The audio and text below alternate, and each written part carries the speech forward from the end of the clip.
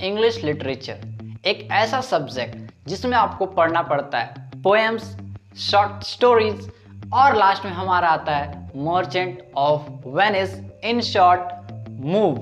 लेकिन ये एक ऐसा मूव है जो आपका दर्द घटाता नहीं है, थोड़ा सा नेक्स्ट लेवल बढ़ा देता है। चलिए इस वीडियो में हम लोग बात करने वाले हैं कि आईसीएसई क्लास 10 सेमेस्टर 1 में इंग्लिश लिटरेचर जैसे सब्जेक्ट जिसमें आपका 3 पार्ट पढ़ना पड़ता है, उसमें हम लोग 40/40 कैसे स्कोर कर सकते हैं।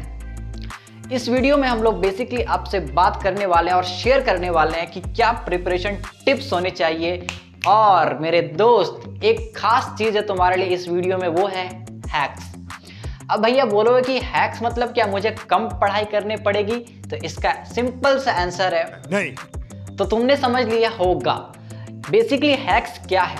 हैक्स का मतलब है कि वो चीज जो पैटर्न आपका आया सैंपल पेपर में, उसमें एकदम गारंटी और एकदम स्मार्टली मैंने देखा है और वो चीज गारंटी है कि सेमेस्टर 1 में भी तुम्हारा आएगा। सबसे पहले बात करने वाले हैं हम लोग कि इस वीडियो में हम लोग क्या क्या बात करेंगे। एक है तुम्हारा क्वेश्चन पैटर्न, कि कैसा क्वेश्चन पैटर्न अभी तक हमने देखा सैंपल पेपर में। सेकंड है कि कैसे टाइम मैनेज करोगी, बहुत ही इंपॉर्टेंट है, कैसे टाइम मैनेज करेंगे, क्योंकि इंग्लिश लिटरेचर और इंग्लिश लैंग्वेज दोनों ऐसे सब्जेक्ट है जिसमें आपको टाइम मैनेज करना बहुत ही अच्छे से आना चाहिए, नहीं तो क्वेश्चन छूटने का बिल्कुल गारंटी है। थर्ड थिंग है, जब हम लोग इन दो चीज़ों के बारे में डिस्कस कर लेंगे, फिर एक एक क्वेश्चन का पार्ट कि मर्चेंट ऑफ वेनिस में क्या टिप्स है और क्या हैक्स है, फिर शॉर्ट स्टोरीज में क्या टिप्स है और क्या हैक्स है, देन लास्ट फिर से पोएम में हम लोग आएंगे, पोएम्स में क्या टिप्स है और क्या हैक्स है। इन सभी चीज़ों के बारे में हम लोग डिस्कस करने वाले हैं। तो सिर्फ एक जगह हैक्स नहीं मिलने वाला है, हर एक पॉइंट में तुम्हें हैक्स मिलने वाला है जो कि तुम्हारे लिए बहुत ही बेनिफिशियल होने वाला है। चलिए सबसे पहले हम लोग आ जाते हैं question pattern plus time management, जिसको मैं बहुत ही शॉर्ट में बहुत ही जल्दी कवर कर दूंगा। देखो, जो तुम्हारा सैंपल पेपर आया हुआ है उसमें सबसे पहली बात है कि टोटल मार्क्स होगा 40 मार्क्स का। सेकंड है टाइम, तो तुम्हें मिलेगा 1 आवर। और तुम्हारा क्या है कि 2 सेक्शन में बट गया है। तुम्हारा पहला है सेक्शन ए, देन है section B. So section A जो है उसमें 10 क्वेश्चंस रह रहे हैं और सब 1-1 मार्क्स के, तो बेसिकली 10 मार्क्स का हो गया। सेक्शन बी 30 मार्क्स का है। तो क्या है इसमें कि तुम्हारा 6 पार्ट है, 1 2 3 4 5 6 parts are there and each part consist of 5 marks. मतलब हर पार्ट आपका 5 मार्क्स का है, तो बेसिकली आपका 6 पार्ट्स में टोटल मार्क्स कितना हो गया? 30 मार्क्स। अब आपने समझ लिया होगा। अब इस सेक्शन बी में हल्का सा डिटेलिंग में चलते हैं कि जो 6 पार्ट है उसमें सबसे पहला जो 2 पार्ट है वो आपका मर्चेंट ऑफ वेनिस के लिए, नेक्स्ट 2 पार्ट है आपका स्टोरीज के लिए और लास्ट के जो 2 पार्ट है वो आपका है पोएम्स के लिए। अब मेन इंपॉर्टेंट बात है कि जब इतने सारे पार्ट है और इतने सारे क्वेश्चंस हैं, टाइम मैनेज कैसे करें? तो भाई अगर तुम्हें दिक्कत होता है टाइम मैनेज करने के लिए तो पेन और नोटबुक उठा लो और जो मैं यहाँ पर बता रहा हूँ थोड़ा बहुत चेंज अगर आपको करना है उसमें एडिट कर सकते हो, बट इस चीज़ को फॉलो करो, तुम्हारा टाइम मैनेज हो जाएगा, साथ ही तुम्हें एक्स्ट्रा टाइम भी मिलेगा। चलिए देखते हैं उसे। जैसे कि सबसे पहले आपके पास जब आएगा क्वेश्चन पेपर, आप पढ़ेंगे तो पढ़ने के लिए 5 मिनट सफिशिएंट है कि एक ओवरव्यू आपको मिल जाएगा कितना क्वेश्चन आ रहा है, किसमें कैसा क्वेश्चन है। ओके नाउ, अब जैसे सेक्शन ए इसमें है 10 क्वेश्चन, तो ये 10 क्वेश्चन जो है जिसके बारे में हम लोग थोड़ा देर में अभी डिटेल में बात करने वाले हैं, ये मतलब कि आराम से हो सकता है। तो फिर भी मैंने 10 क्वेश्चन के लिए दे दिया आपको 10 मिनट, ठीक है। तो इधर आपका हो गया 15 मिनट्स।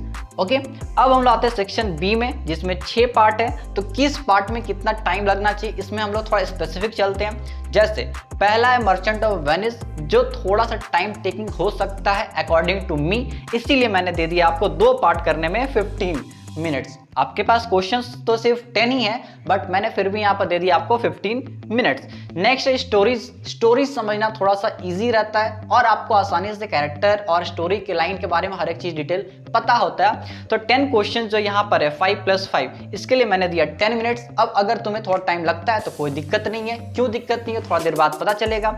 लास्ट है पोएम्स। तो पोएम्स थोड़ा सा गहराई में चलता है, तो थोड़ा सा उसमें गहराई जैसा सोचना पड़ता है, तो कोई दिक्कत नहीं है, आप ले लीजिए 15 मिनट्स। तो अगर आप देखोगे तो 15, 30 और 15, 45 + 10, 55 मिनट्स आपने स्पेंड कर दिया और आपका पूरी पेपर जो सॉल्व हो चुका है।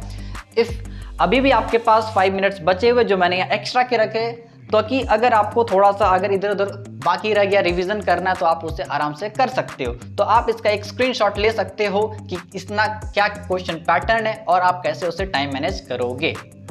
अब आते हैं हम लोग अपने मेन पार्ट पे, जो कि हमारा प्रिपरेशन टिप्स और क्या हैक्स है।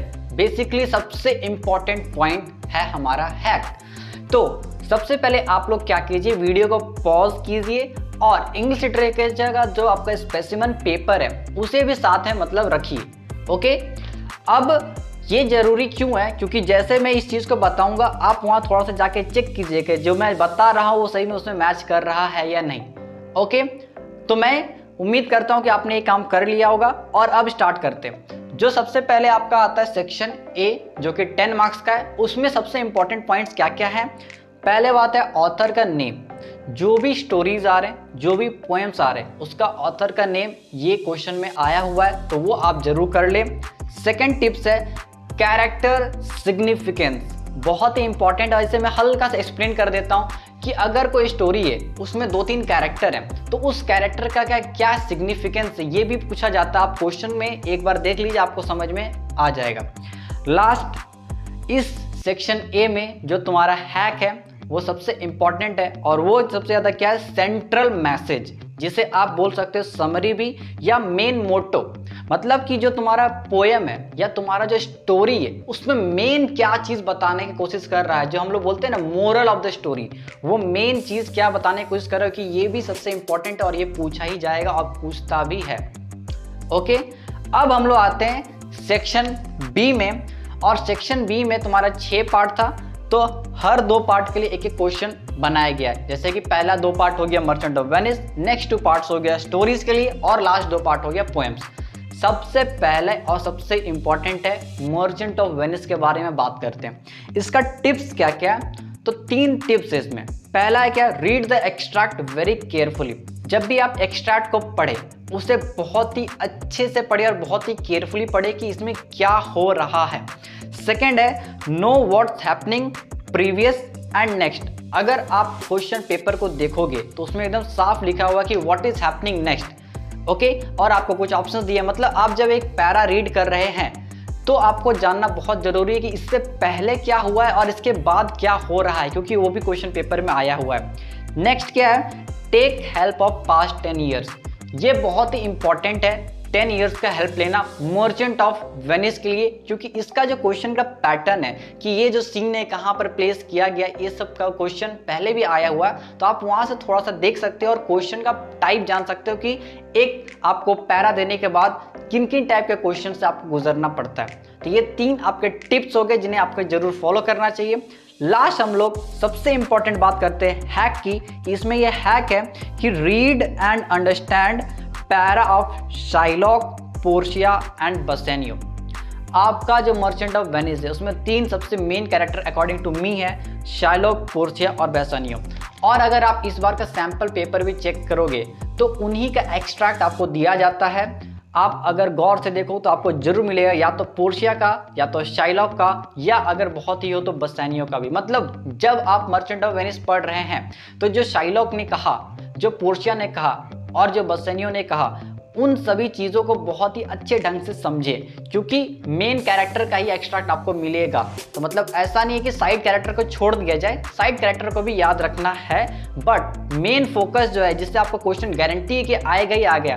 क्योंकि अगर 2 क्वेश्चन है इसमें और इसमें, पार्ट 1 और पार्ट 2 में, तो एक ना एक में गारंटी, या दोनों में भी एक हिसाब से गारंटी है कि या तो शाइलॉक को वो स्पीच होगा, या तो पोर्शिया का होगा, या तो बसेनियो का होगा। आई होप कि आपको क्लियर हो गया होगा। ओके, तो मर्चेंट ऑफ वेनिस यहाँ से क्लियर हो गया। नेक्स्ट हम लोग आते हैं स्टोरीज पे, जो आपका क्वेश्चन नंबर 3 और क्वेश्चन नंबर 4 है। स्टोरीज में सिर्फ 2 पॉइंट है, जिसमें पहला पॉइंट सिर्फ आपका है टिप्स और सेकंड है बहुत ही बड़ा हैक। और इसे सुनना बहुत इंपॉर्टेंट है क्योंकि सबसे तगड़ा हैक है। क्या है, पहला चीज है कि read the story every para with full concentration. देखो बोलने में तो बहुत ही सिंपल लग रहा है, सुनने में बहुत सिंपल लग रहा है कि जब आप स्टोरी पढ़ रहे हो तो हर एक पैरा को समझिए, वो तो आप करते ही हो, लेकिन देखिए फुल कंसंट्रेशन के साथ समझना, क्योंकि आपको पता है कोई भी पैरा आपको मिलता है और उसी से बहुत सारे क्वेश्चन बन रहे हैं। अगर आपने सैंपल पेपर अभी देख लिया तो आपको समझ में आ रहा हो कि कोई भी पैरा को उठा रहा है और उसमें से आपको क्वेश्चन मिल रहा है। मतलब जब आप पैरा को रीड कर रहे हो तो वैसे ही मर्चेंट ऑफ वेनिस जैसा दिमाग लगाना पड़ेगा कि पहले क्या हो रहा है, अभी क्या हो रहा है, नेक्स्ट क्या होने वाला है स्टोरी में। सेकेंड पॉइंट जो आपका हैक है, जो बहुत ही तगड़ा हैक है, इसे ध्यान से सुनो। अगर तुम अभी जाके देखो आपका स्टोरीज वाला सेक्शन में तो आपको दिखेगा कि जो भी क्वेश्चन आए हैं, वो जो भी पैरा है उसमें आपका ऐसा नहीं कि कोई स्टोरी में मतलब कि कोई कैरेक्टर का नेम रिवील किया गया है। सब जो भी कैरेक्टर उसे ही, शी, दे ऐसा करके उसमें लिखा हुआ है। मतलब जब आप एक स्टोरी पढ़ रहे हो तो ऐसा पैरा जहां आपको मिले जहां पर ही या शी का यूज किया गया, मतलब एक्चुअली में नहीं बताया गया कि वो किसको रेफर कर रहा है, वो पैरा को बहुत ध्यान से समझो, क्योंकि उससे क्वेश्चन गारंटी है आएंगे। और जितने भी दो तुम्हारे क्वेश्चन है स्टोरीज के सेक्शन में, वो दोनों में एकदम सिमिलर ऐसा ही पैटर्न देखा गया। मतलब कि वो पैरा देना बहुत ही इंपॉर्टेंट है और उसको देखना ही बहुत इंपॉर्टेंट है, क्योंकि उससे आराम से क्वेश्चन बनाया जा सकता है कि इसमें ही किसको बोला जा रहा है, शी किसको बोला जा रहा है, या दे है ये किसको रेफर किया जा रहा है। मतलब ऐसा जो पैरा आपको मिल रहा है जिसमें ही, शी, दे, देम ऐसा वगैरह यूज किया जा रहा है, उसको एकदम स्किप नहीं करना है। और जब आप उस पैरा को पढ़े तो उससे क्वेश्चन बनाने की खुद कोशिश करें कि ये किससे रेफर हो रहा है। अकॉर्डिंग टू सैंपल पेपर आप एक बार हेल्प ले लीजिए किस टाइप का इसमें क्वेश्चन बन पा रहा है एक पैरा को रीड करने के बाद। तो आई होप कि आपको स्टोरीज का सेक्शन बहुत ही क्लियर हो गया होगा। और अब हम लोग आते हैं अपने लास्ट पार्ट पे जो कि आपका पोएम्स। तो पोएम्स में फिर से 2 पॉइंट है। पहला पॉइंट है कि लर्न द वर्ड मीनिंग। बहुत इंपॉर्टेंट है कि आप सिर्फ पोएम को ना समझे, कुछ कुछ जो वर्ड मीनिंग होते हैं जो आपका पोएम्स के बाद दिया रहता है उससे भी याद कीजिए, कि अगर आप क्वेश्चन को ध्यान देके समझेंगे तो वहाँ एकदम क्लियरली लिखा है what is the meaning of this. Okay, तो एटलीस्ट आपको मीनिंग पता होना चाहिए, तब आप मतलब उससे 1 मार्क्स स्कोर कर सकते हो, नहीं तो फिर वहाँ पर आपका मार्क्स घटेगा। और सबसे तगड़ा हैक पोएम्स में क्या है, तो don't just understand the meaning, know the deep meaning of what the particular element signifies. इसका सिंपल सा मतलब क्या है कि आप जब पोएम को पढ़ रहे हैं, जैसे कि जो माया एंजेलो का जो एक पोएम है why is the caged bird वाला, तो वो जब आप पोएम को पढ़ रहे हैं, मतलब उस टाइप का पोएम को, जिसका मतलब एक तो सिंपल सा मतलब है आप पढ़ते आ रहे हैं, लेकिन एक डीप मीनिंग भी है जो उसके पीछे छुपा हुआ है। एक एक जो एलिमेंट है, केज्ड बर्ड क्या सिग्निफाई कर रहा है, ऐसा बाहर वाला बर्ड क्या सिग्निफाई कर रहा है, तो उस चीज को आपको बहुत ही ध्यान से समझना पड़ेगा कि एक्चुअल में क्या सिग्निफाई कर रहा है। आपको ही पता हो सबसे मेन एलिमेंट है, तो उसका सिंपल से मीनिंग क्या है और उसका डीप मीनिंग क्या है। तो जब आप पोएम पढ़ रहे हो, पोएम में सबसे स्टोरी रहता है कि आप सामने सामने खाली मत देखो मीनिंग, उसका डीप मीनिंग भी समझो कि वो एक्चुअली में क्या बताने का कोशिश कर रहा है। So that's all from this video my friends. I hope कि ये वीडियो आपको एक अलग अच्छा बेनिफिट देगा जो आपके एग्जाम में बहुत ही ज़्यादा काम आए। ऐसा मेरी शुभकामनाएं हैं कि आप अभी से अच्छे से तैयारी करिए और एक चीज़ को लेके चलो कि इस बार इंग्लिश लिटरेचर में 40/40 गारंटी है कि लाना ही लाना है। So that's all from this video. I wish you a very best of luck. So I will definitely meet you in my next video. Till then यार आप लोग अपना बहुत अच्छा से ख्याल रखिए। I will meet you soon in my next video. Thank you.